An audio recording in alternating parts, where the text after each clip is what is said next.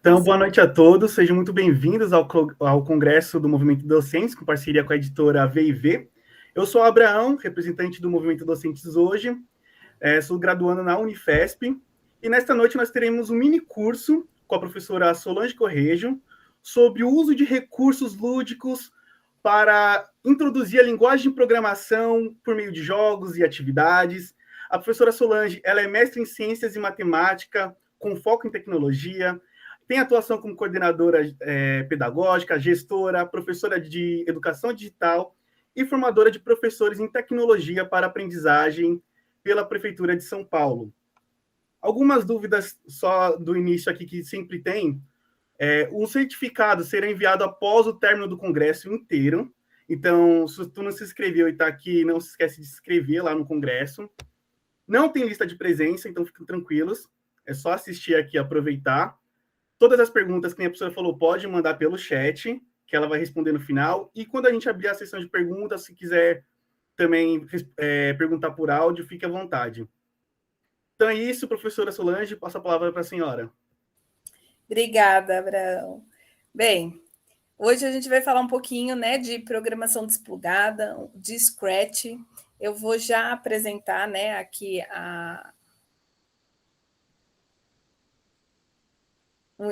o material, né? Depois a gente pode compartilhar com vocês esse material. É só mesmo para a gente, né, ter uma visualização aqui, permitir a gente conversar. O tema da palestra é linguagem de programação e educação, né? Então, da programação desplugada ao Scratch. Né? Para iniciar, vocês sabem o que é programação desplugada? Já ouviram falar? Conhecem a ferramenta do Scratch? Se vocês puderem colocar aí no chat, só para eu ter uma ideia, né, de que tipo de perfil de professores que eu estou falando. Ó, já tem gente que não conhece, então a gente vai falar um pouquinho, né? Vai tentar aprofundar um pouquinho aí. Já ouviu falar? Conhece o Scratch? Conhece o Scratch? Tem gente que já está mais avançado. Bastante gente já ouviu falar, né? Então, nós vamos falar um pouquinho mais, né? Desplugada não. Então, nós vamos explicar um pouquinho o que é programação desplugada, né?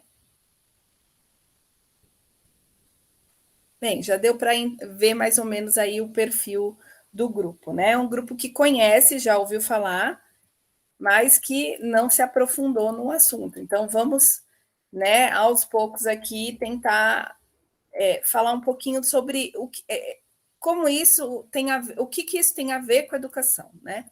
Então, a primeira pergunta que pode aparecer para a gente é por que trabalhar programação na escola?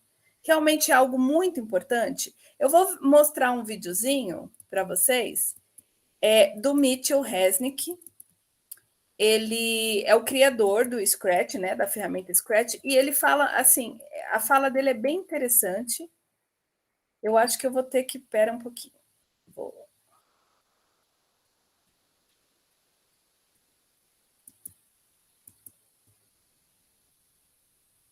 Eu acho que vocês não vão ouvir porque eu não compartilhei como uma guia. Vou mudar aqui, rapidinho.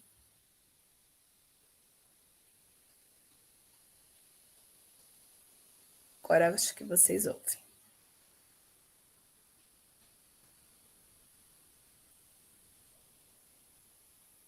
Everyday life, writing helps us think about things in new ways and understand the world in new ways. So we don't learn to write just because we become professional writers, but because it's useful to us in all aspects of our life and ways that we see the world. In my presentation today, I want to make the argument that we should see computer programming or coding in exactly the same way. It's certainly true that most people will not grow up to become professional programmers or professional computer scientists, the same way that most people do not grow up to become professional writers. But the same way that writing can be useful to everybody in all aspects of life, I think the same can be true for computer programming or coding.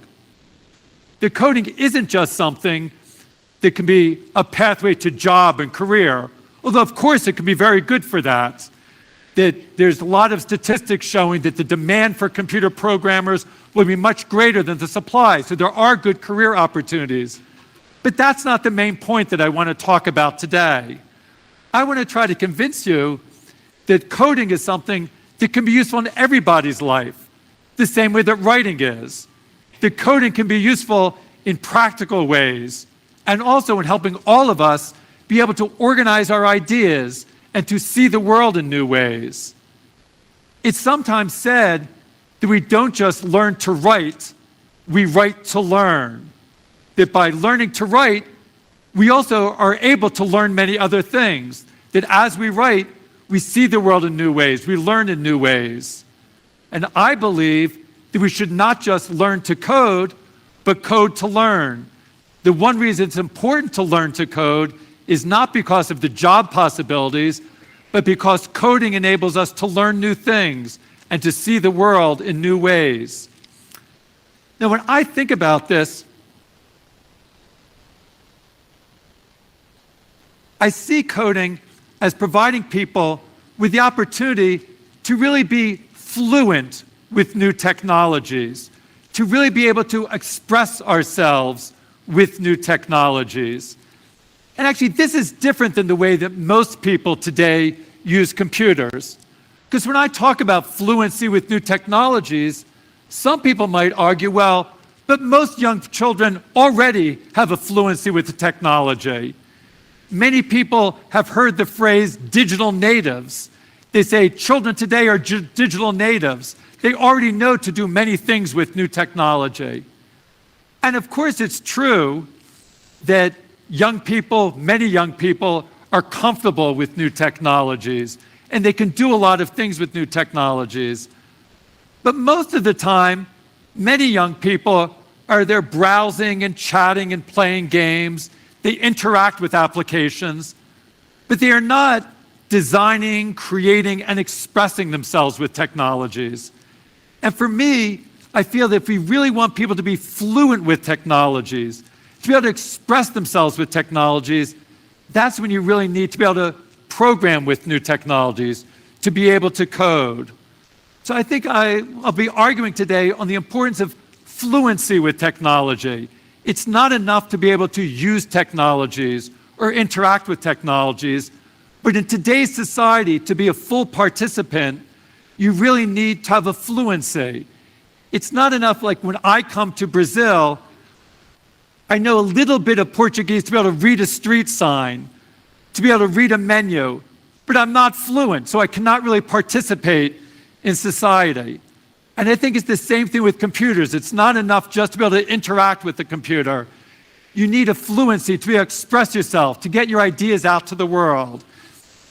I think in these ideas, I've always been very inspired and influenced by the great Brazilian educator, Paulo Freire, who made a lot of the same arguments about reading and writing, the importance of being able to read the world and write the world, to be a full and active participant in society.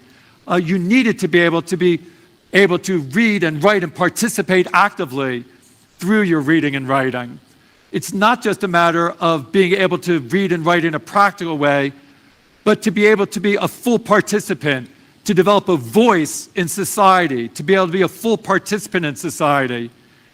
And in my mind, to be able to write the world today in today's society with today's technology means learning to code. I want to try to discuss these ideas.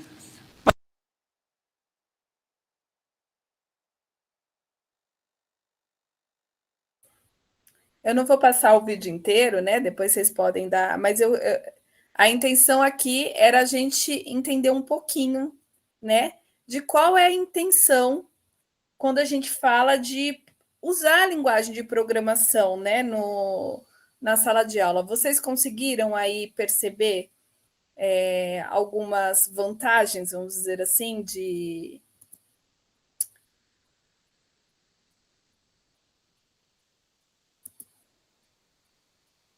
Faz muito sentido a fala dele, a Valéria diz, né? Então, assim, vocês perceberam que ele está comparando aprender, né, linguagem de programação como aprender uma língua, né?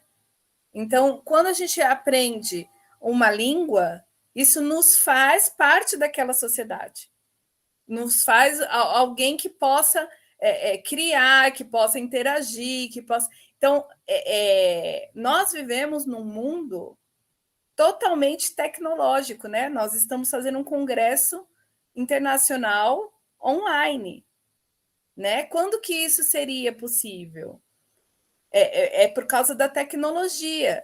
E se a gente domina essa linguagem, essa língua, a gente também consegue interagir, né, nesses espaços, né? Possibilita enxergar novas maneiras de solucionar os problemas, né? Interagir, se apropriar das coisas, exatamente, ó.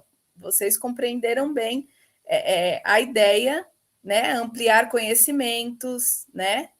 Então, tudo isso é permitido quando você se apropria dessa linguagem, né? E não precisa, ele começa, né? Que deu um cortezinho no começo, mas ele começa falando assim: as pessoas não precisam virar programadores, né? Assim como uma pessoa que aprende uma língua não precisa virar um escritor, né? Ser fluente e usar um aplicativo. E isso são coisas diferentes, né? Então, assim, essa introdução foi mais para a gente pensar aí, por que trabalhar a programação na escola? Aí eu vou mandar um chatzinho rapidinho aqui para vocês do Mentimeter, vocês já devem conhecer o Mentimeter. Eu vou pedir para vocês responderem aí o que vocês acharam, né, da informação. Aí a gente vai seguir o resultado aqui, conforme vocês forem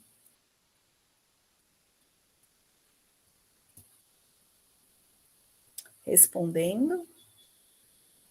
Vocês concordam com essa ideia do Mitchell Resnick? Não concordam?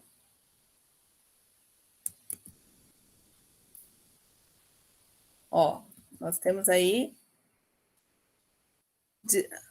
em partes, algumas pessoas concordam em partes.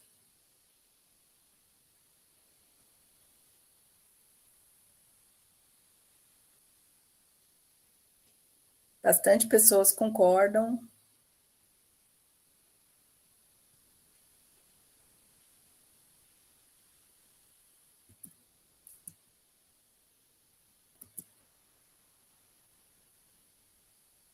Bem, acho que a maioria, nós estamos em 53 pessoas. Vai, metade aí, até um pouquinho mais da metade já responderam aí. Então, já dá para a gente ter uma amostragem aí que a maioria concorda, né? Então, assim,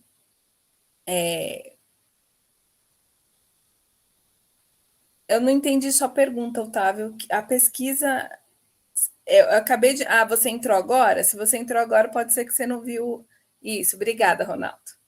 Então, assim, nesse caso, né,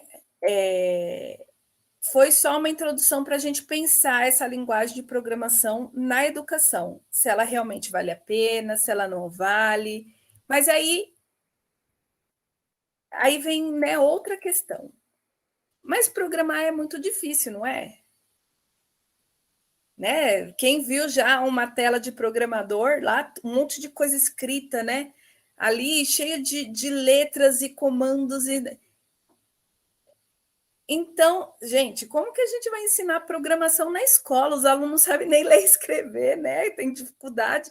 A gente vai ensinar programação, né? Então, assim, olha só, né? Como a gente às vezes tem que olhar para fora de tudo isso. Uma das possibilidades é começar com a programação desplugada. Então, o que é a programação desplugada? Na verdade, a programação desplugada é você entender a forma que o computador pensa e colocar isso em prática em outras atividades. Os professores estão precisando se capacitar. Acho que o Congresso, né, está indo nessa linha da gente pensar, né, as inovações, porque assim, hoje em dia no mundo a gente tem milhares de possibilidades. Será que a gente está usando essas possibilidades? A programação desplugada, por exemplo, é uma, né? Então, nós vamos fazer uma experimentação, né? Não vai ser desplugada porque a gente está plugado. A desplugada seria presencial, todo mundo junto, usando o corpo, né? Mas a gente vai fazer uma experiência similar à programação desplugada. Isso, é isso mesmo. A linguagem de comando se dá pela sequência lógica de cada etapa. Então, programação tem a ver muito com lógica, muito como com pensar mesmo como computador, porque o computador ele tem uma forma de pensar, né? A gente vai falar um pouquinho depois de pensamento computacional, né? Que eu acho que conversa um pouco com essa linguagem. Mas, vamos lá. Agora tem um desafio aí. Você é esse bonequinho que está no teclado aí, ó. Todo mundo está conseguindo ver o teclado bonitinho aí? Você vai ter que movimentar esse bonequinho seguindo os comandos aí de 1 a 5. Então, o bonequinho está na tecla ESC, né? Tá vendo o bonequinho lá? Primeiro ele vai virar para a esquerda. Lembrando, né? A posição do bonequinho. Então, ele virou para a esquerda. Aí, depois ele vai andar 2 para frente. Aí, depois ele vai virar para a direita. E aí, depois ele vai ir 4 para frente. Aí, eu quero que vocês coloquem aqui no chat, fazendo esses movimentos, que tecla do computador vocês pararam.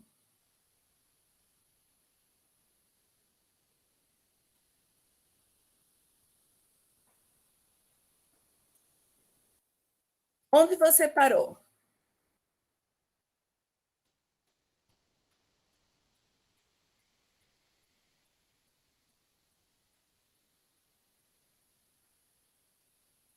Vou voltar aqui.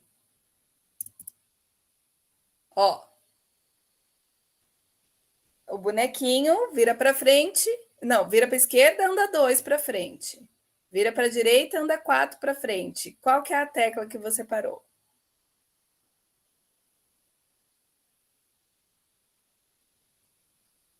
A Cristina parou no R.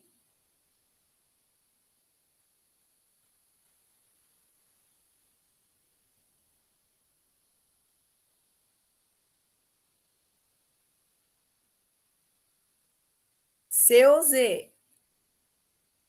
Não tem certo e errado, depois a gente vai fazer junto, gente. Não se preocupa com isso, tenta fazer o raciocínio. C.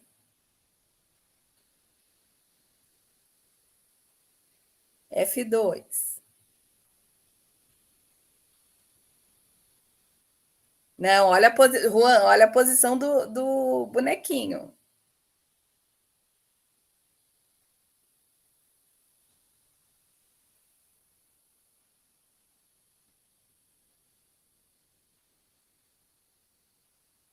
Não, é no teclado que está a imagem, ô Betânia.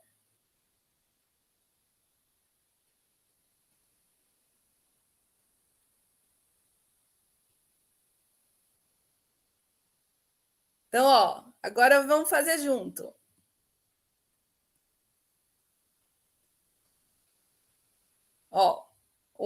Ele está para frente, virou para a esquerda. Andou 2 vezes, virou para a direita. 1, 2, 3, 4.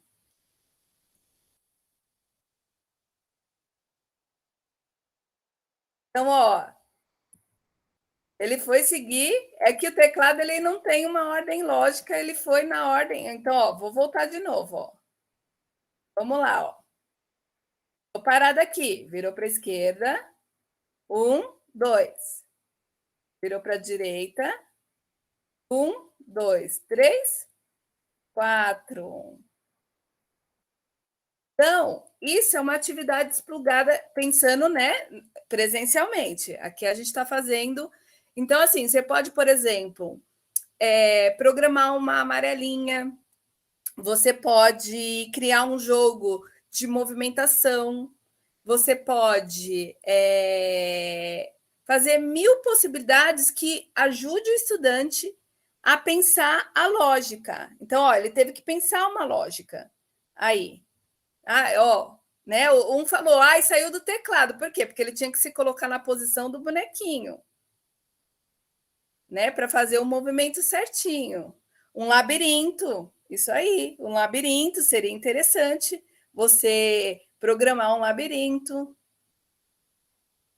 Olha, a programação desplugada, ela pode fazer, desde as crianças bem pequenininhas, é possível fazer, né? Cristine, faz. Tá, ele, como não tem rosto, faz sentido o que você está falando, né? Mas assim, a programação desplugada, desde muito pequenininhos, eles já podem ter contato, porque na verdade é o contato com o raciocínio lógico, né? Então, assim, você, por exemplo, criar um caminho no chão com giz, pedir para eles fazerem certas coisas, um programar o outro, uma criança programa o outro. Teve uma atividade que a gente participou no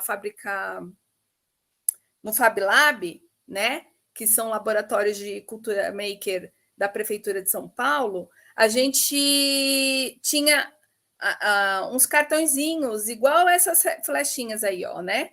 Então, direita, esquerda, frente, né? Então, pensa as crianças tendo que programar o coleguinha, né? Então, coloca lá as setinhas e o coleguinha tem que seguir aquela ordem lá num tabuleiro de xadrez humano, numa amarelinha, num jogo de trilhas. Não, então, assim, tem muitas possibilidades de trabalho com a programação desplugada. E o que é legal da programação desplugada é que você usa o corpo, né? Você sai do computador. Então, para iniciar, né, você trabalhar com programação para criança pequena, né?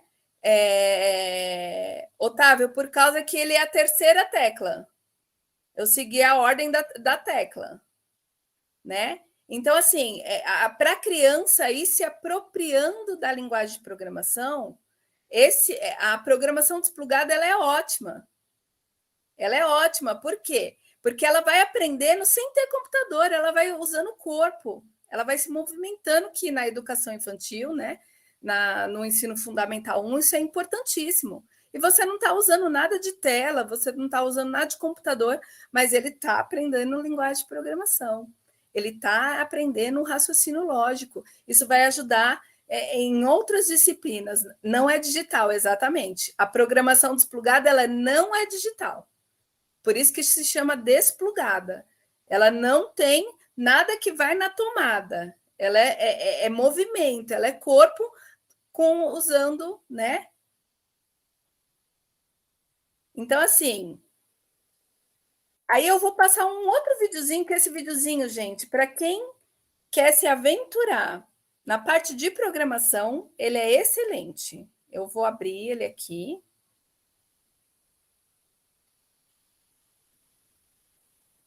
Porque é para a gente entender como... Sim, é totalmente lúdico.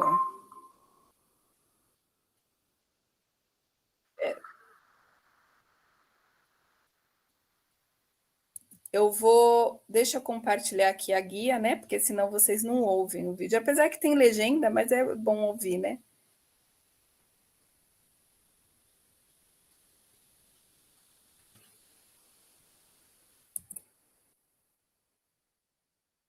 You're not making any sense. Zari ruined it on purpose. You know what? I'm hungry. I could really go for a peanut butter and jelly sandwich. Do you guys think you can write down some instructions and teach me how to make a peanut butter and jelly sandwich? Yeah. I'm done. Step 1. Get 2 pieces of bread out. Got him. Get a butter knife and get some PB. Take one piece of bread, spread it around with the butter knife. No, Dad, with the peanut butter. I'm just doing what it says. It says take one piece of bread, spread it around with the butter knife. Hold on. Get some jelly, rub it on the other half of the bread. No, Dad, open the jelly. Well, it doesn't say to do that. Put the breads together on top of each other. Take a big bite. This doesn't taste like a peanut butter and jelly sandwich. Fail.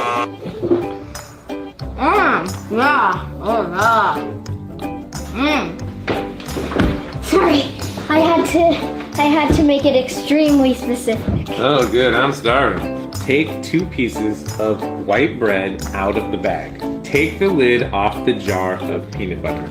Get a butter knife and stick it inside of the peanut butter jar. With the knife, scoop a bit of peanut butter out of That means like a lot. A bit means a lot? In my world. All right. There we go. Doing better than before, though. Open the jelly jar. Squeeze it onto the other piece of bread. No. Done. Closer. Get 2 pieces bread. Get some peanut butter. Take the peanut butter knife. Open the peanut butter. Put the knife in the PB. Get some jelly. Open the jelly. No. Squirt the jelly onto the bread. You're supposed to. Take the butter knife with the peanut butter on it.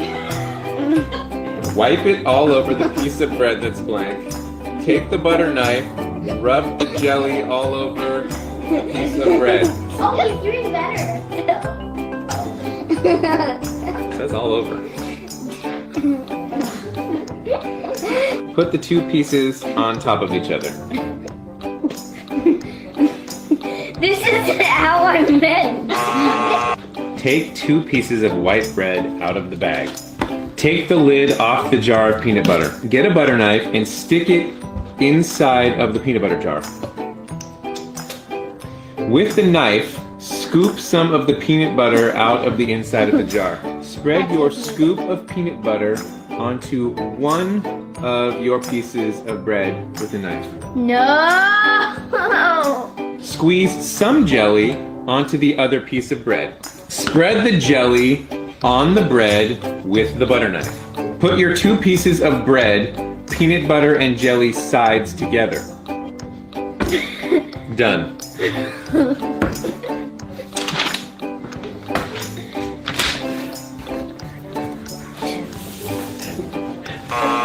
Get 2 pieces of bread. Get some peanut butter. Get some jelly. Open the peanut butter. Get a butter knife. Put the butter knife in the peanut butter. Take the butter knife out of the peanut butter. You did it wrong. No. Take 1 piece of bread and take the butter knife that has the peanut butter on it. Spread it all over the top of the piece of bread. Dad, That's the top. I mean the sides. Squirt some on another piece of bread. Take the butter knife, rub it all over the top of the piece of bread. I quit. You're not making any sense. Zari ruined it on purpose. He knows how to make one. I know, Evan. It's the joke. It's the game that we're playing. Oh. Do you know how to eat a piece of bread? You want to take your sandwich with you?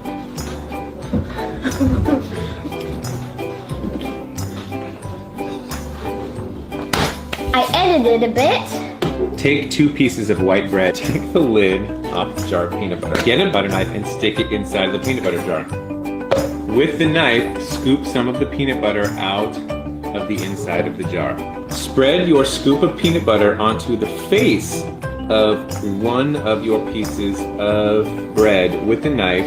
Squeeze some jelly onto the other piece of bread. Spread the jelly on the bread with the butter knife. Put your 2 pieces of bread, peanut butter and jelly sides together. Done. Now eat it. Not the best. Well, you made it. But so. I think it qualifies. That's a win. Woohoo!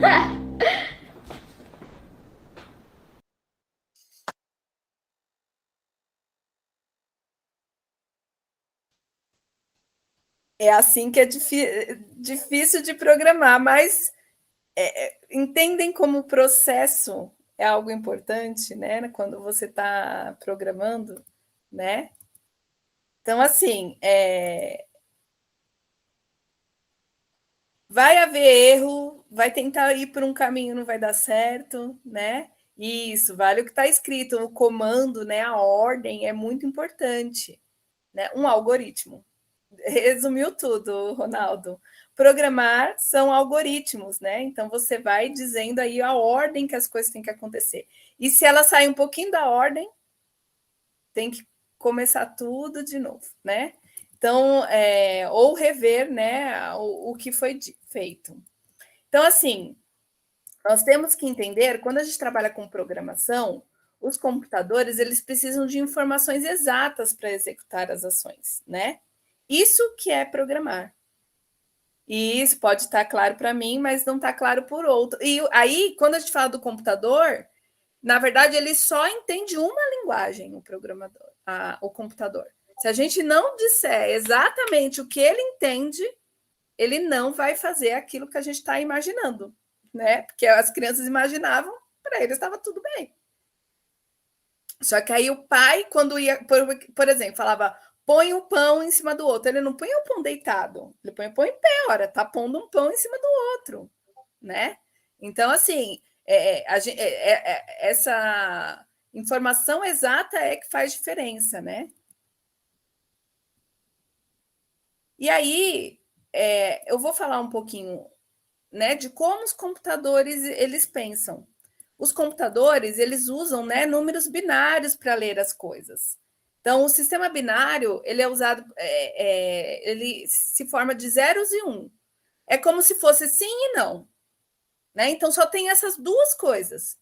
E aí a combinação dessas zeros e um, né, vão criar as informações. Então, eles vão criar letras, palavras, textos, cálculos.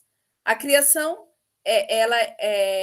o alemão Leibniz que criou esse sistema de numeração binária, né? Inclusive, depois eu vou mandar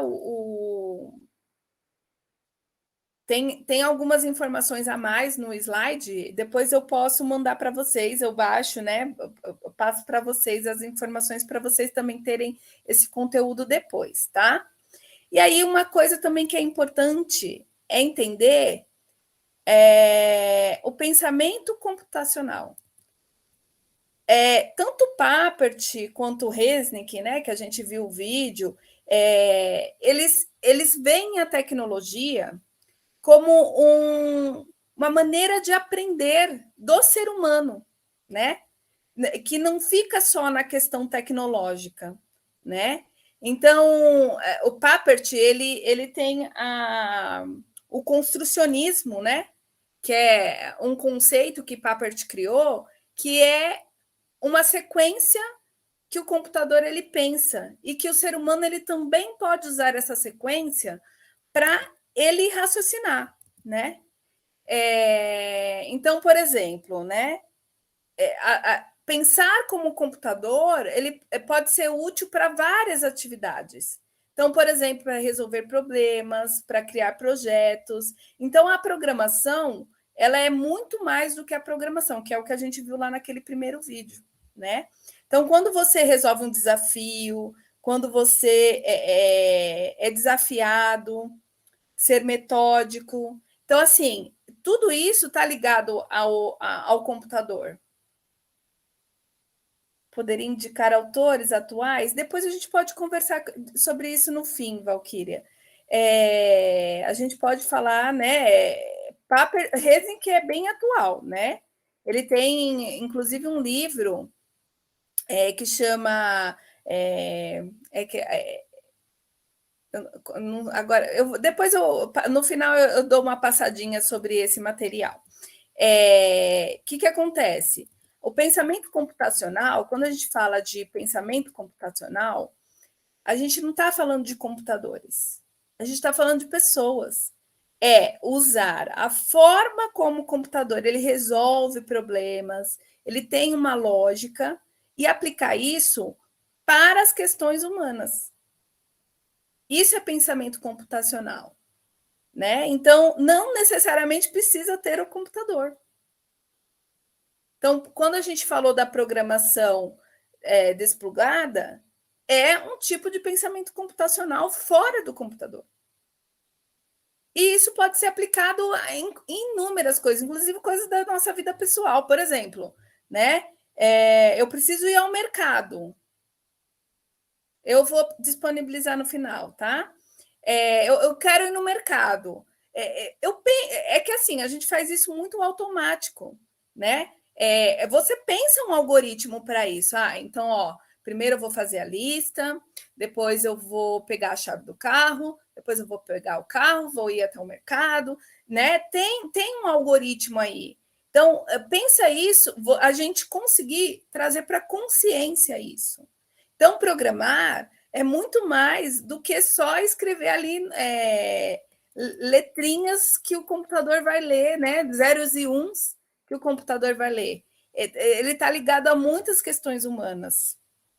E aí, né, entra o construcionismo do Papert, ele tem mais ou menos essa ideia aí, né, que foi criando o pensamento computacional. Então, vem primeiro o algoritmo, depois vem a abstração, que você tira os detalhes desnecessários, depois a descrição, que você resolve o problema, a reflexão, que você cria uma intencionalidade, e depois você depura. Então, é um ciclo. O que deu certo, tira o que deu errado e começa tudo de novo, que foi mais ou menos o que eles fizeram no vídeo. Esse gráfico que está aí, ele faz parte do material do currículo da cidade de São Paulo, né? De tecnologias para aprendizagem. É um material bem denso, né? Pensamento computacional é uma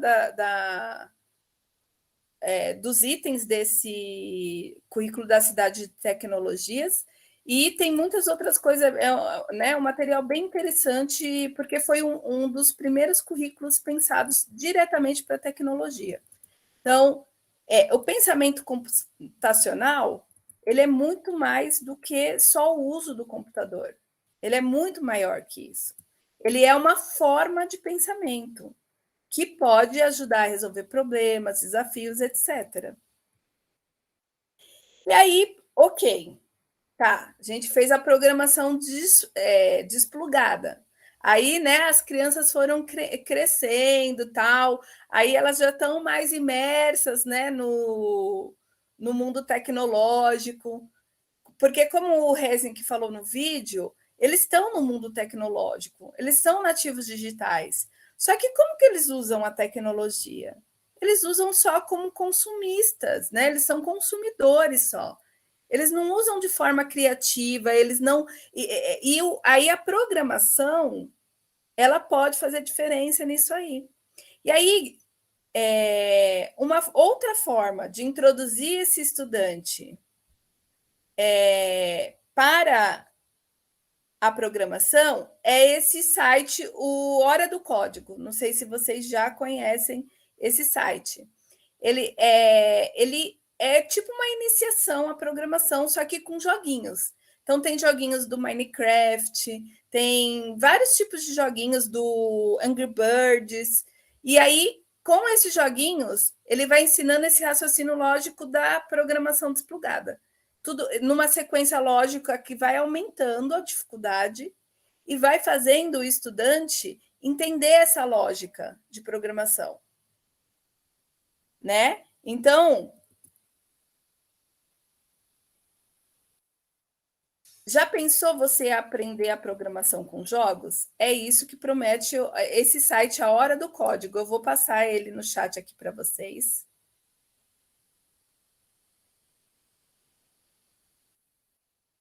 Tem uma parte dele que é paga, mas tem uma parte que você consegue usar gratuitamente, tá? Depois, na apresentação, isso tudo tá linkado, tá bom? Eu vou baixar a apresentação. É que eu não consigo mandar aqui no chat, mas eu mando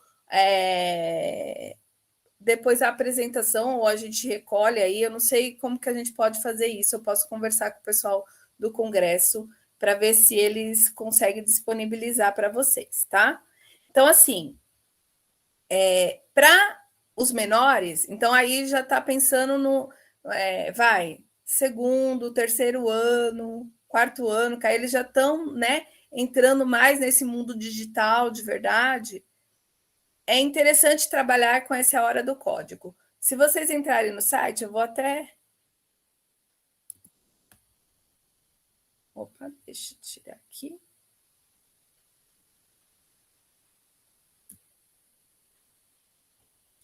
Então, ele tem vários tipos de jogos.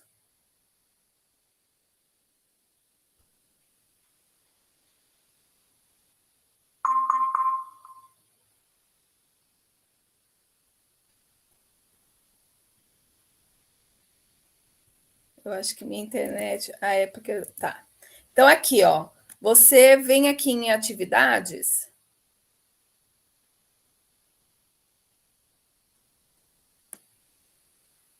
Tem vários joguinhos que você vai criando uma sequência, né? Eles amam Minecraft, né? Não sei por quê. E aí, ó, você vai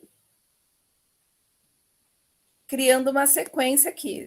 Dá para mudar, tá? Eu fechei, mas dá para mudar a linguagem, colocar em português.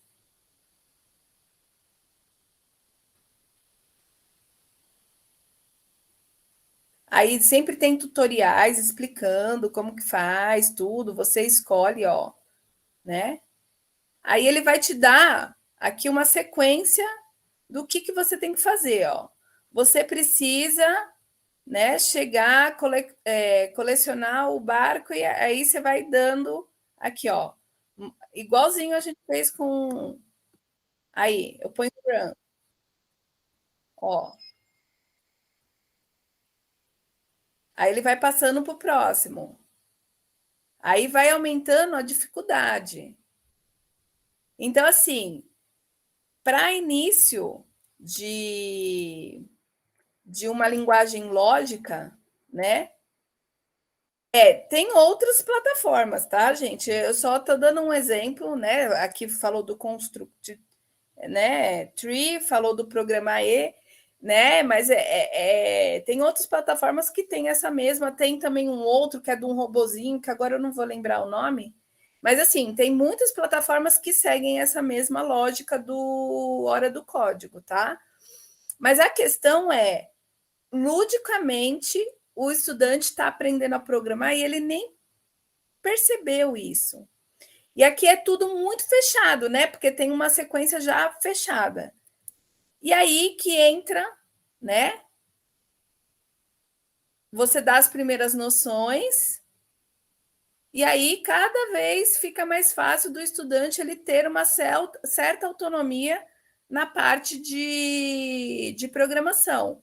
E aí que você entraria com o uso do Scratch, né? Que aí vocês estão percebendo que está tendo uma sequência didática aqui? Pensado para ensinar o estudante a programar, né?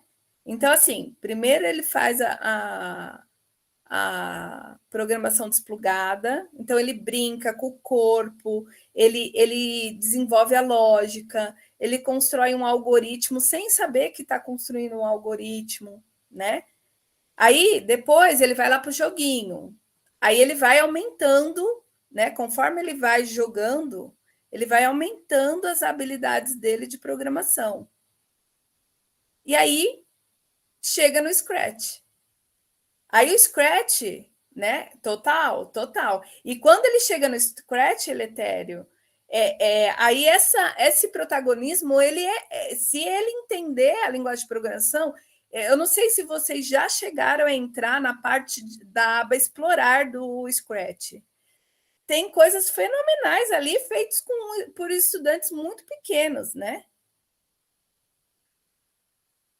Então, aqui, Juan, a gente está pensando uma sequência didática desde eles pequenininho até eles adolescentes, até nono ano. Então, por exemplo, A desplugada, até com crianças de educação infantil, dá para fazer. Né? Para eles aprenderem direita, esquerda, frente. A hora do código, do segundo ano, terceiro ano em diante, já dá para começar a trabalhar a hora do código. Aí, lá para o quinto, sexto ano, até antes, o Scratch eu já cheguei a trabalhar com estudantes de quarto ano e eles já entenderam, né? Depois que eu trabalhei a hora do código, eles já conseguiam entender o Scratch, né? E aí, quando ele chega no Scratch, as possibilidades elas aumentam muito, muito mesmo. Se ele dominar a lógica de programação, ele vai conseguir fazer praticamente tudo que ele tiver na cabeça dele no Scratch, né? E aí, chegou no Scratch, né?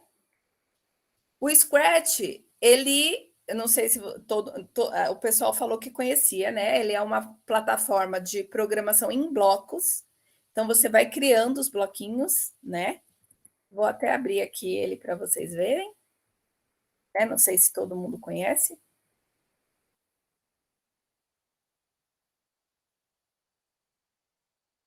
Então, Scratch, aqui você faz, né, o login, ó, tem a aba explorar aqui, que é o que eu te falei para vocês, olha. Tem coisas muito e são algumas aqui são feitas por jovens muito, muito novos e que você percebe que já tem um domínio da programação e a criatividade, né, as coisas que eles criam são fenomenais, né?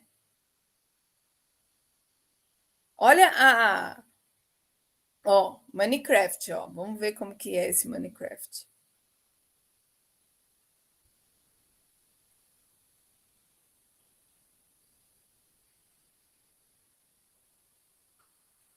Ó, tudo isso é programado. Ó. Skip, retry. Aí, ó, o bonequinho vai para frente, ele pula. Ele muda de fase. Aí você tem aqui, ó, minhas criações, que é o que você cria, né? Novo projeto.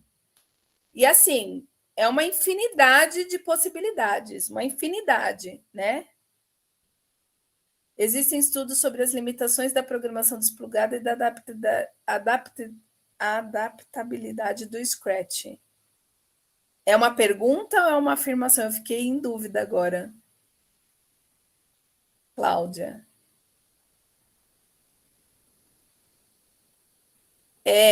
Então, assim, quando você chega no Scratch, você também consegue ir aumentando a dificuldade aos poucos para o estudante, né? Teve um ano que eu fiz? Num ano, eu trabalhei uma sequência didática, no outro ano eu trabalhei uma maior, e no outro ano, quando eles chegavam no 8º ano, eles já tinham domínio praticamente para fazer muitas coisas no Scratch, que aí eles começavam a criar as coisas, né? Isso. A Maria de Lourdes está falando de fazer com EVA, papelão, a programação. Isso é programação desplugada, é isso mesmo. É você trazer para o mundo físico, tirar o computador da reta, né? Então, fazer no mundo físico, que aí pode usar todos esses materiais que você falou, né? Então, assim, qual é uma sequência didática que faria sentido, né? Com eles, a primeira coisa que eu programo com eles é a programação do nome em animação. Que aí eles são ainda, né? Terceiro, quarto ano já dá para começar esse tipo de programação. Então, eles têm que animar o nome deles. Pegar lá as letrinhas, né? Porque o Scratch, eu vou abrir de novo aqui para vocês verem. Ó, eu vou abrir um novo projeto.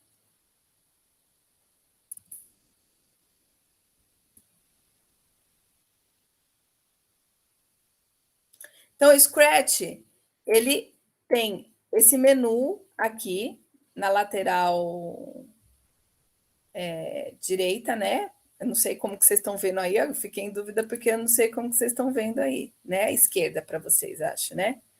Então, assim, aqui tem os blocos de movimento, de aparência, de som, de eventos, que esses são os que iniciam, né, a programação. Então, normalmente, você põe aqui, ó, quando clicar na bandeirinha verde, eu quero que o gatinho mova 10 passos. Ó, ele está virado para frente, então ele vai para frente. Se eu quiser que ele gire, eu tenho que pôr para girar, né? Então, ó, eu vou clicar, ele vai mover 10 passos. Então, aí você vai programando aí você pode colocar vários atores aqui, né? Então, por exemplo, ó, aqui está o ator que é o gato, mas eu tenho aqui a possibilidade de baixar do seu computador, de criar um surpresa, de olhar, né? Fazer o seu próprio, pintar ele, ou você pode escolher né? Ele tem aqui um banco.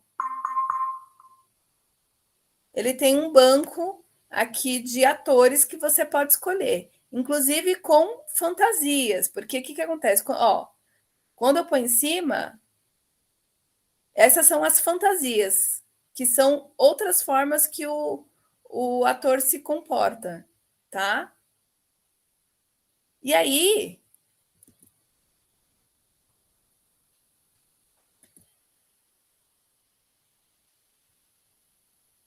você tem N possibilidades aqui, criação de cenário, também tem alguns cenários prontos, ou você pode baixar o cenário do seu computador, ou você pode pintar um cenário. Então, assim, as possibilidades são gigantescas de criação, tá? Então, aí, se eu vir aqui, por exemplo, letras. Então, a primeira sequência didática, criar o nome. Então, eu vou pular, né? Sol. Ainda bem que o S.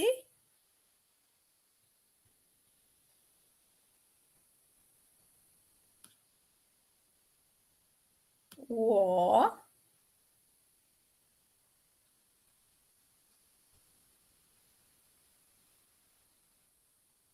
E o L. Ó, vamos deletar o gatinho, que eu não quero o gatinho agora. Aí, eu vou colocar essas letras nas posições que eu quero, ou eu vou programar ela para ir nessa posição. Então, assim, aí eu tenho que programar cada letrinha. Então, quando clicar na bandeirinha verde, eu quero que o S, ele sempre gire 15 graus para... Aí ele vai rodar, ó.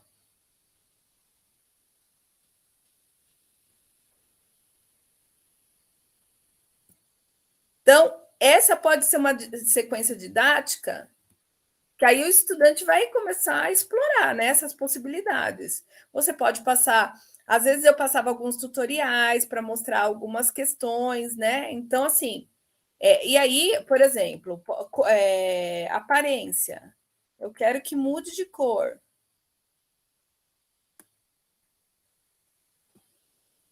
Ó, mude 25, eu vou pôr 1 segundo de diferença.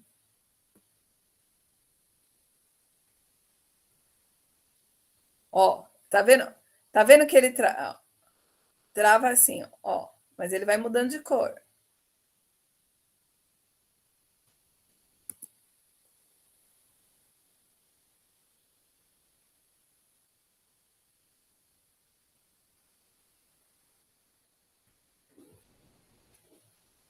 Então, assim, o estudante vai...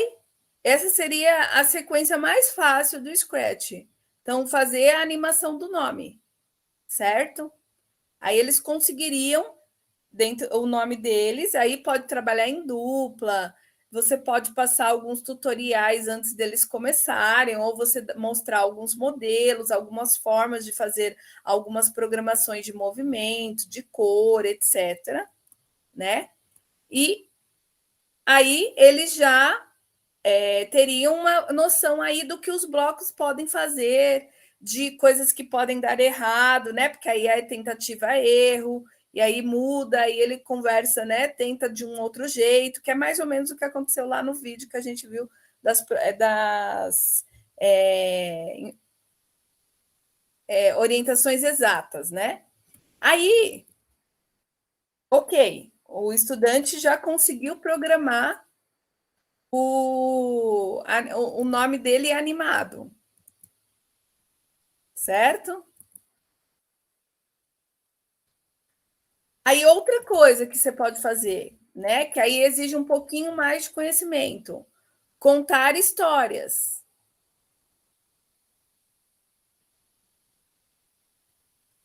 Então, por exemplo, vou mostrar para vocês aqui um dos trabalhos dos estudantes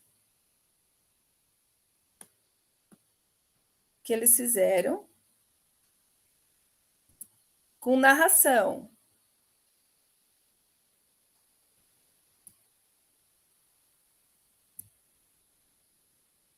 Eu acho que eu vou ter que compartilhar como uma guia, senão vocês não vão ouvir.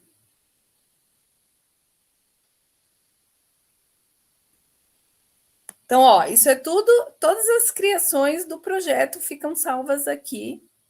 E para você, outras pessoas veem, você tem que compartilhar. Aí aqui, ó, os 3 bloquinhos modernos.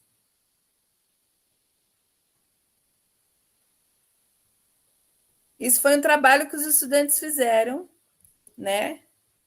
Vou até aumentar aqui para vocês verem. Oi, Luizinho e Zezinho! Oi, Joãozinho e Luizinho! Oi, Joãozinho e Luizinho! Eu vi no YouTube que tem um lobo mau à solta. Acho que temos que nos proteger. Vamos construir uma casa? Eu vi um tutorial na internet de como fazer uma casa de palha. Uma casa de tijolo é muito mais segura. Vamos fazer uma casa de madeira. É melhor. Eu vou construir minha casa de palha. Eu vou fazer minha casa de tijolos. E eu vou fazer uma casa de madeira.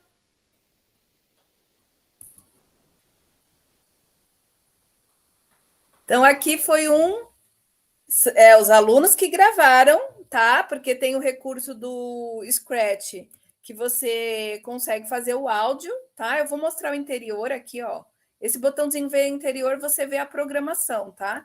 Que esse já está programado. Então, ó, quando for clicado na bandeirinha, mostre. Esse é o porquinho 3, tá vendo? Vá até essa localização, espere 6 segundos, toquem a gravação 1. Então, ó, eles gravaram aqui no som, né? Aqui, ó, sons. Eles foram e gravaram as falas, ó, gravação 1, 2 e 3, do porquinho 3. E aí você vai programando para ir falando na sequência, né? Aqui tá por tempo, né? Mas você também pode criar mensagens que vão separando essa sequência, né? Então, assim, isso é uma outra possibilidade de trabalho com o Scratch que você aumenta aí a dificuldade para o aluno. Então, primeiro ele faz a animação do nome, e aí, em sequência, né? Assim, esses projetos eles são demorados, não são coisas rápidas de fazer, porque você tem que ter toda uma preparação. Às vezes demorava, né? Porque na Prefeitura de São Paulo a gente tem uma aula de informática por semana. Então, às vezes demorava 6 meses para a gente conseguir chegar no produto final, até mais. Então, assim, eu punha a meta de pelo menos trabalhar em 1 ano, né? Algumas habilidades aí dos estudantes. Né? E aí já no Fundamental 2, né? Do Scratch, aí já no Fundamental 2. Ou no finzinho do Fundamental 1. E aí eles iam aprendendo essa sequência. Então, são projetos longos, né? Dificilmente vai ser um projeto tão curtinho. Então,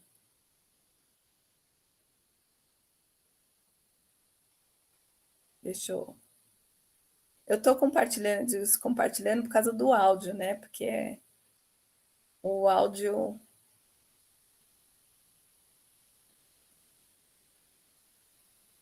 Para vocês poderem ouvir. Então, aí, contar uma história pode ser uma atividade que aí vai buscar, né, uma questão, habilidades mais difíceis, né?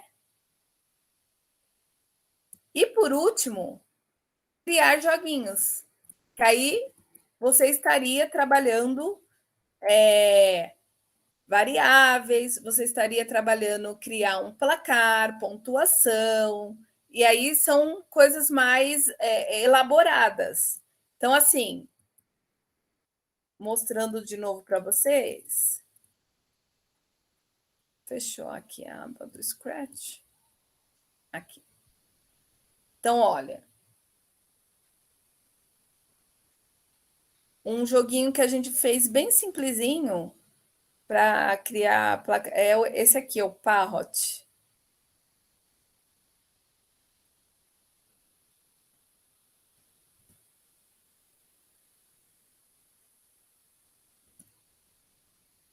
Então, o Parrot, ó, ele tem 9, ele começa com a pontuação de 1000, aí você fica, né?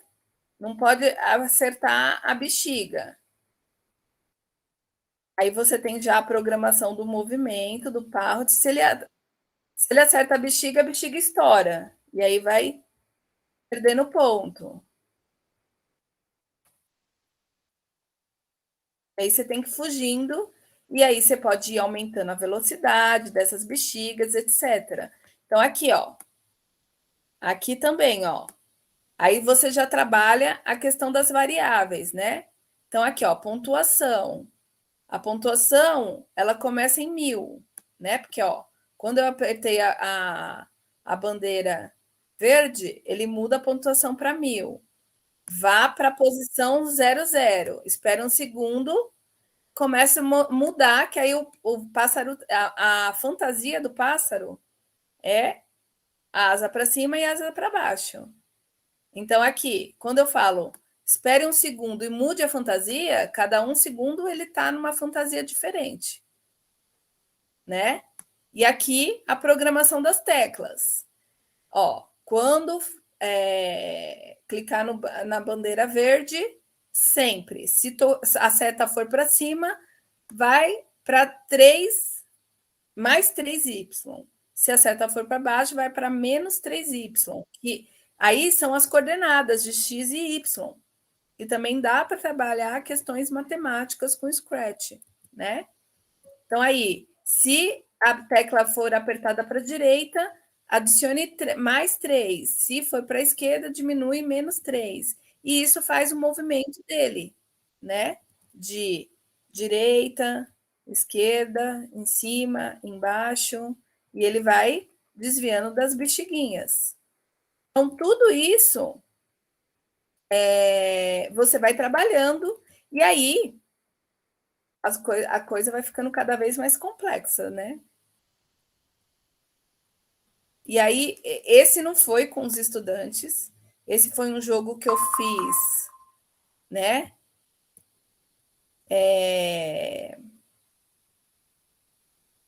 Para uma formação, que ele foi um jogo bem complexo, que aí você usa, né? Aí precisa de um estudo um pouco maior do Scratch para você conseguir desenvolver, né? Mas o legal é que quanto mais você se aprofunda, mais as suas possibilidades de criação aumentam, né? Então aí tinha, né, o Aventureland e os Piratas da Game. Ah, não, esse é o outro, gente, desculpa. Esse é um que eu estou refazendo, eu acho que não está nesse meu perfil. Mas esse aqui, eu vou mostrar. Não está aqui, está no meu outro perfil. Esse é um remix. Eu remixei aquele que eu tinha feito. Porque esse eu queria criar com códigos, né? Em vez dele... Deixa eu ver como que tá ele. Porque isso foi uma tentativa de... Então, assim, tem introdução já, né? Uma coisa bem mais elaborada. Aí tem, né? Aí você aperta o início. Aí tem a parte do storytelling, né? A história. Aí você clica na garrafa, ele abre. Aí tem uma mensagem. Aí você, né? Aí, ó, tem dinheiro envolvido. Você compra o barco.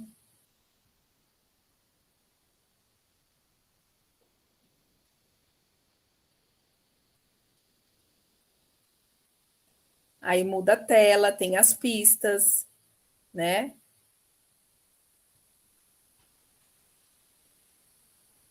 Então aí já é uma, ó, só para vocês verem aqui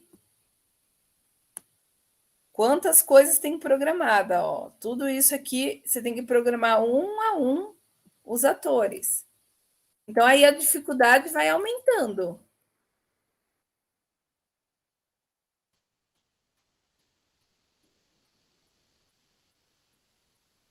Né? Aí a dificuldade vai aumentando a partir do momento que você vai se apropriando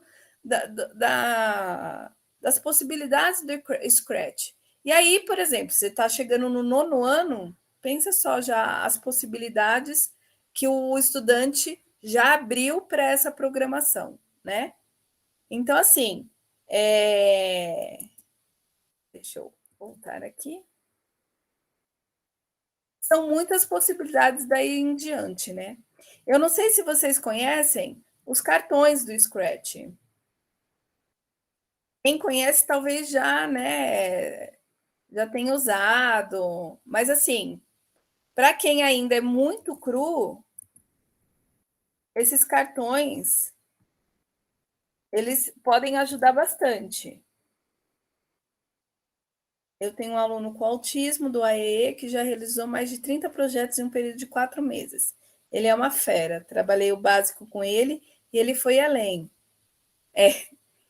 Quem é autista, inclusive, se for um hiperfoco do autista, né? Com certeza ele vai criar e vai muito longe mesmo, porque, né, tem essa questão. Eu mandei aí no chat os cartões de programação, que ele tem algumas coisas que eu expliquei aqui. Eles são ótimas ferramentas para vocês que ainda estão, né, engatinhando no. Aliás, eu também estou engatinhando, eu sei um pouco mais, mas ainda tem muita coisa a aprender, né? Mas aí tem, ó, tem várias formas. Os cartões ensinam a animar um nome, animar um ator, fazer o jogo de pega-pega, fazer música, criar uma... São os pontos principais do Scratch. Então, cada um desse aí vai te levar num cartão que vai explicar como que faz isso, né? Inclusive, tem um cartão de detecção de vídeo que é bem legal, que aí você consegue interagir com as imagens, né? Você consegue mexer na tela, fica tipo touch, né? Com a detecção de vídeo. Tem algumas coisas assim bem interessantes que dá para produzir a partir desses cartões, né?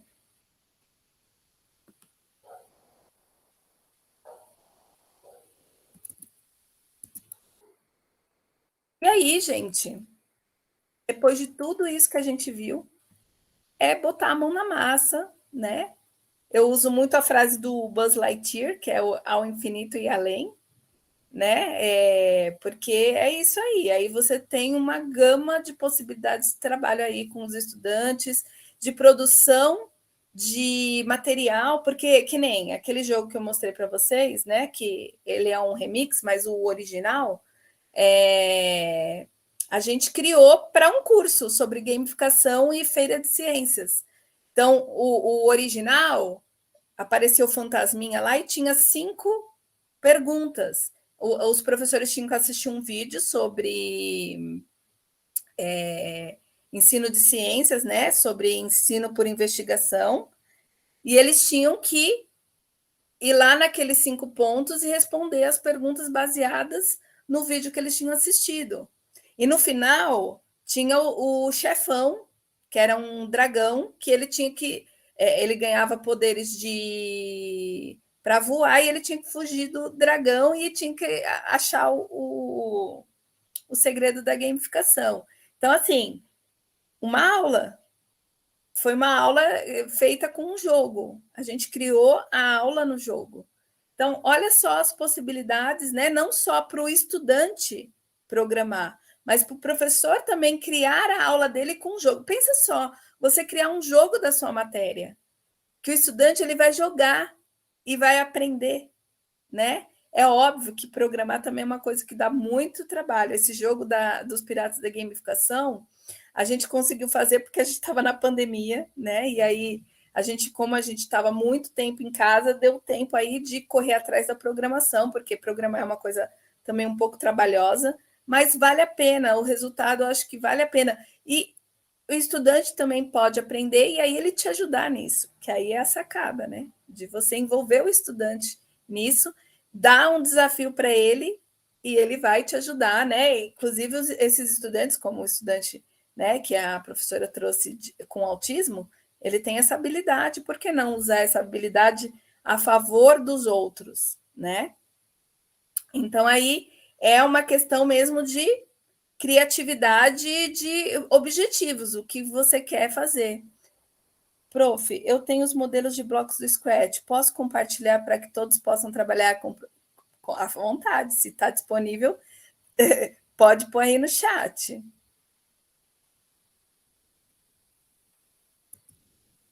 Então, gente, só para encerrar, né? Aí a gente começa a falar um pouquinho, aí eu abro para as perguntas. Tem o meu canal lá, né? No Instagram, principalmente, é a principal rede que eu uso, que é o Ousadamente 2020. Se vocês quiserem seguir lá, eu dou bastante dicas, não só de programação, inclusive não só tecnologia, tá?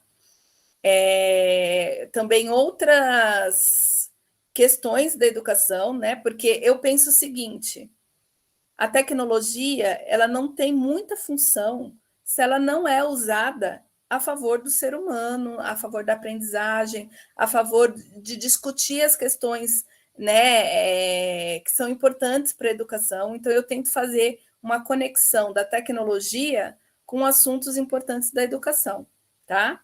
Então, assim, quem tem o site também, que lá tem outras questões, né? Então, a rede social é @ousadamente2020, tá? Porque começou na pandemia esse projeto. E eu vou fazer um convite especial para vocês, que é o convite do Discord. Não sei se vocês conhecem a ferramenta do Discord. Discord, ele é uma ferramenta para juntar pessoas que jogam games, né? O meu projeto do mestrado é sobre gamificação. Então, o Discord, ele conversa muito com o meu projeto do mestrado. Então, eu criei uma comunidade colaborativa de professores no Discord. Se você tiver interesse, o convite está aí, tá? Esse convite aí é o endereço, você consegue pegar aí pelo QR Code. Você tem que fazer um cadastro rápido, né? E lá é um espaço da gente colaborar, compartilhar ações, práticas, atividades que a gente faz na escola, pensando nessa parte da tecnologia, o que é possível fazer, as coisas... assim, está bem no comecinho, mas, inclusive, eu estou dando um curso no próprio Discord de gamificação e storytelling, né, pelo Movimento Docentes, e está sendo muito legal. A gente está explorando a ferramenta, os professores estão começando a conhecer a ferramenta um pouco melhor, e a gente está conseguindo tirar um uso, né, usar com mais propriedade. Então, fica o convite para vocês. Se vocês quiserem conhecer uma nova ferramenta, uma nova possibilidade tecnológica, fica o convite para vocês entrarem no Discord do Ousadamente. E sigam lá as minhas redes. Eu estou super disponível. Se tiver dúvida, pode mandar lá no direct, que eu amo responder pergunta de professores, de estudantes, amo. É para isso que tem o espaço. E quanto mais vocês perguntam, mais vocês me dão ideia de conteúdo para trazer coisas que são importantes para os professores entenderem, para que a tecnologia ela chegue na escola, mas que ela não, gente, não, tecnologia não tem que substituir pessoas. Tecnologia tem que mediar relações, né? Então a gente tem que olhar para a tecnologia dessa forma. E essa minha briga, né, aí na educação, de transformar a tecnologia como um espaço de aprendizagem mesmo, tá? Então, fica aí as sugestões para você. Exatamente, Eleutério, é uma ferramenta, é o que eu sempre falo isso. É uma ferramenta, assim como o mecânico tem a ferramenta dele, a ferramenta sozinha não faz nada. Quem faz a ferramenta é o professor. Então, a tecnologia só vai ser boa para a educação quando o professor entender que ele é a parte importante dessa equação, e não a tecnologia, né? Então, assim, aí eu abro para perguntas para vocês, né? E aí pode ficar à vontade, que a gente ainda tem um tempinho.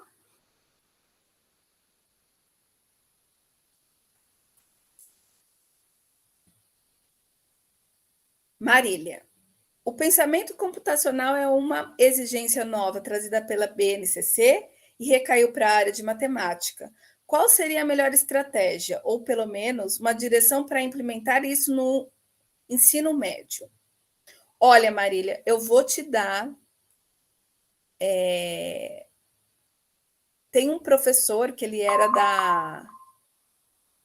da Adres Santo Amaro, ele se chama Paulo Billy. Ele trabalha essa parte de robótica, de pensamento computacional, de uma maneira assim super legal. Eu vou pôr, deixa eu ver se eu acho aqui, criativa. Aprendizagem criativa.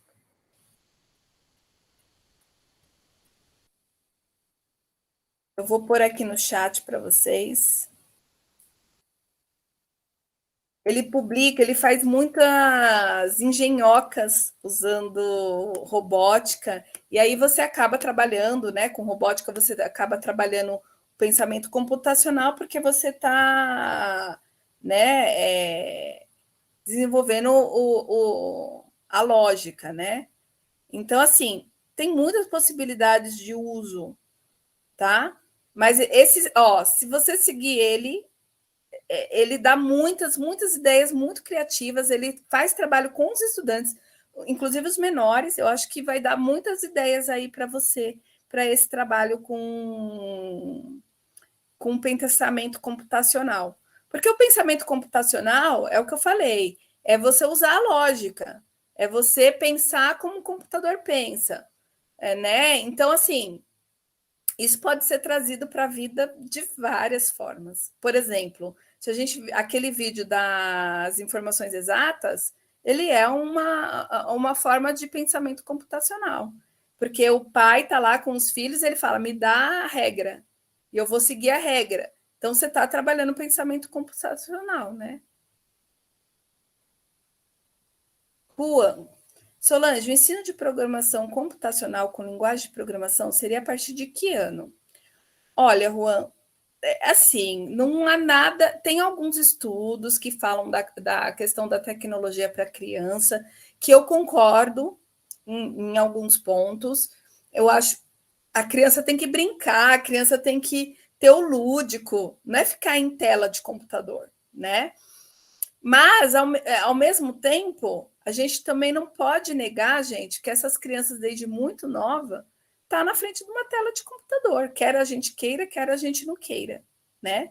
Então, eu acho que eu, particularmente, com os pequenininhos, a partir do primeiro ano, eu dava coisinhas mais lúdicas, eu ia chegar mesmo a essa parte de trabalho lá para o terceiro, quarto ano, que aí eu pegava mais, né, profundamente, vamos dizer assim, as questões mais técnicas. Mas o uso, né? O uso na verdade, a gente ainda está explorando essa parte. Na parte de ciência, a gente ainda não tem bem claro essa resposta aí, né? Como faço para participar? Você vai entrar. Ó, eu vou pôr o convite aqui para vocês. Vou pôr no chat. Espera só um minutinho que eu tenho que pegar ele aqui. No site, ele é um dos primeiros links que vocês têm lá, a imagem do Discord. É o ousadamente.org. Mas eu vou pôr aí no chat para vocês.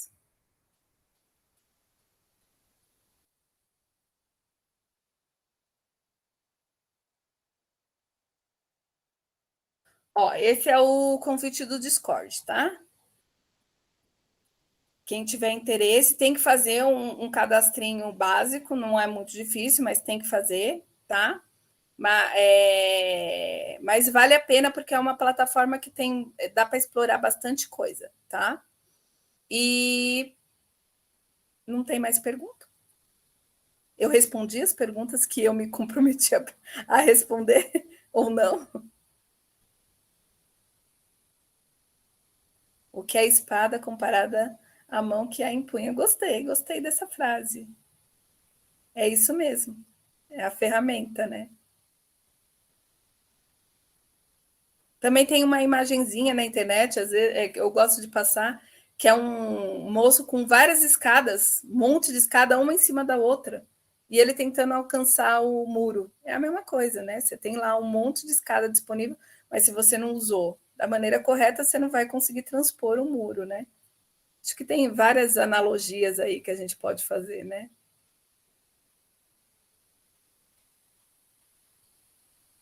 Rua. Entendo que a programação computacional como ferramenta na resolução de problemas no conteúdo de matemática ainda é uma sistemática em aberto. Olha, que assim, eu não sei se vocês sabem, né? Ou, apesar que o Abraão me apresentou, mas eu sou professora de letras, tá?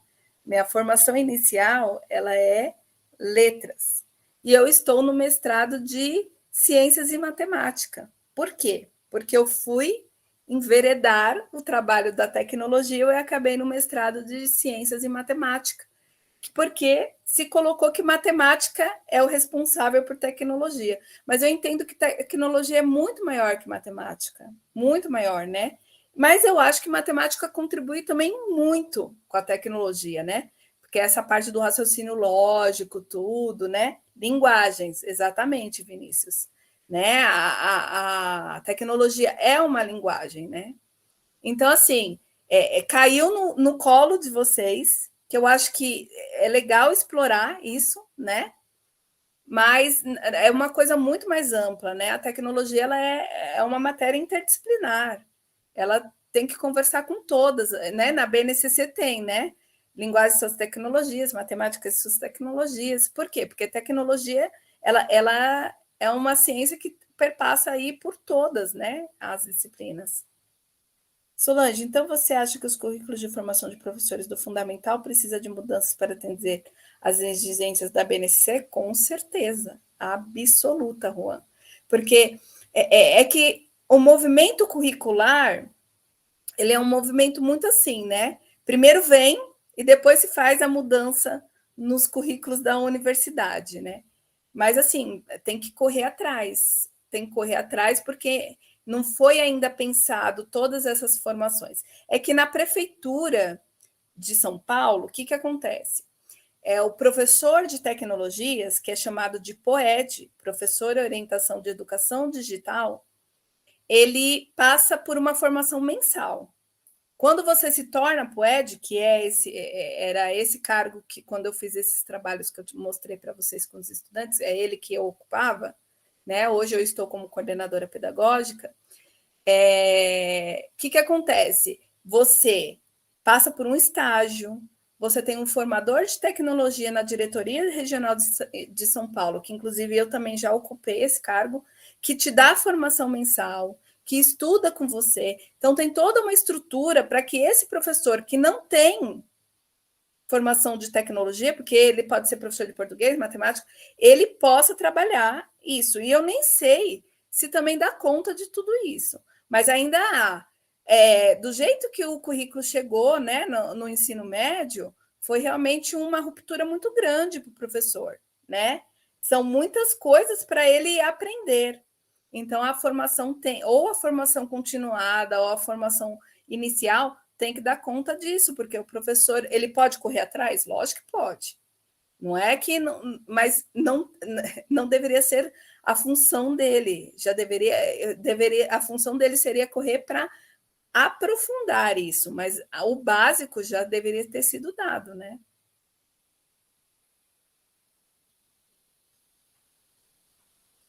Espera que veio algumas... Acho que eu perdi, não. Deixa eu ver.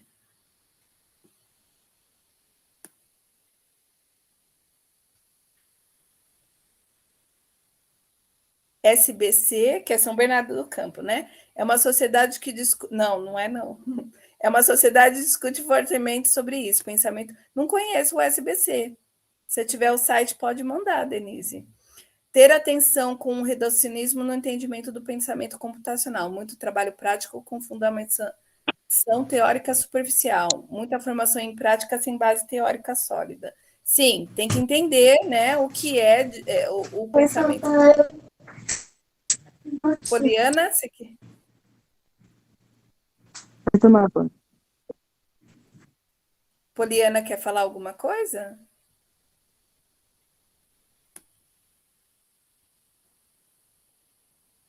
Gente, espera que eu me perdi aqui no chat, que veio um monte de coisa agora e...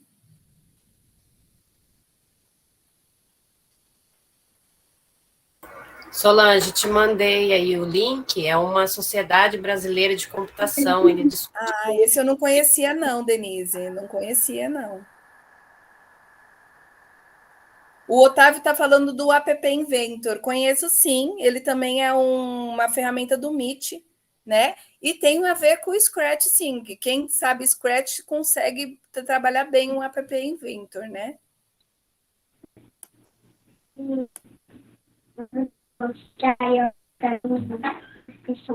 Poliana, eu não estou conseguindo te entender.